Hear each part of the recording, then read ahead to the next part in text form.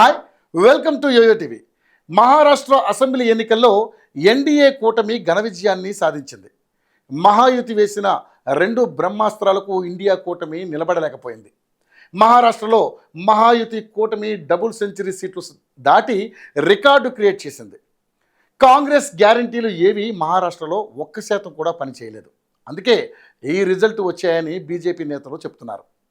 అయితే ఈ విజయంలో జనసేన అధినేత పవన్ కళ్యాణ్ కూడా వాటా ఉంది. ఎందుకంటే ఆయన మహారాష్ట్రలో బీజేపీ తరపున ప్రచారం చేశారు. తెలుగు ఓటర్ల ప్రభావం ఎక్కువగా ఉన్న పూణే, బల్లాల్పూర్, షోలాపూర్, తాలూర్, డెగ్లూర్ లాంటి నియోజకవర్గాల్లో పవన్ కళ్యాణ్ ప్రచారం చేశారు.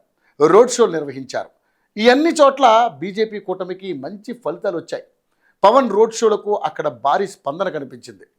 పవన్ సనాతన ధర్మం గురించి, హిందుత్వం గురించి తన ప్రసంగాలు అక్కడి ఓటర్లను బీజేపీ వైపు చూసేలా చేశాయి. ఆ ప్రభావం ఈ ఎన్నికల ఫలితాల్లో స్పష్టంగా కనిపించింది. ఆంధ్రాలో ఎలాగైతే 100% స్ట్రైక్ రేట్తో జనసేనాని గెలిపించాడో, అలాగే మహారాష్ట్రలోనూ తాను ప్రచారం చేసిన ప్రతి చోట బీజేపీ జెండా ఎగరేసేలా చేశాడు.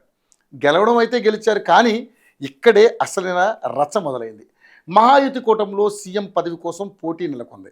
120కి పైగా సీట్లు సాధించిన తమకే ముఖ్యమంత్రి పదవి కావాలని బీజేపీ నేతలు పట్టుబడుతున్నారు. ముంబైలో ఫడ్నవీస్ నివాసంలో కీలక సమావేశం జరిగింది. ఫడ్నవీస్ని సీఎం చేయాలని బీజేపీ నేతలు డిమాండ్ చేస్తున్నారు.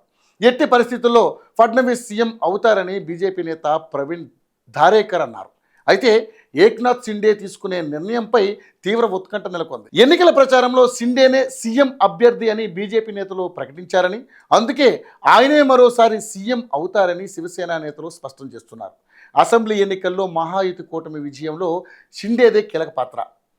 మరాఠా ఓటు బ్యాంకును మహాయుతి కూటమి వైపు తప్పించడంలో షిండే కీలక పాత్ర పోషించారు. అంతేకాకుండా మరాఠా రిజర్వేషన్ల పోరాట సమితి నేత మనోజ్ జారంగి ప్రభావం తమ కూటమిపై పడకుండా వ్యూహాన్ని షిండే రచించారు. వాస్తవానికి ఎన్నికల కంటే ముందే షిండేను సీఎం చేసి మహావికాస్ అఘాడీ కూటమిపై బీజేపీ గుగ్లీ ప్రయోగించింది. మరాఠా ఓటు బ్యాంకుతో పాటు శివసేన ఉద్ధవ్ వర్గాన్ని బలహీనపరచడంలో షిండే కీలక పాత్ర పోషించారు. ఎన్నికల ఫలితాలపై ప్రతిపక్షాలు మరోలా స్పందిస్తున్నాయి.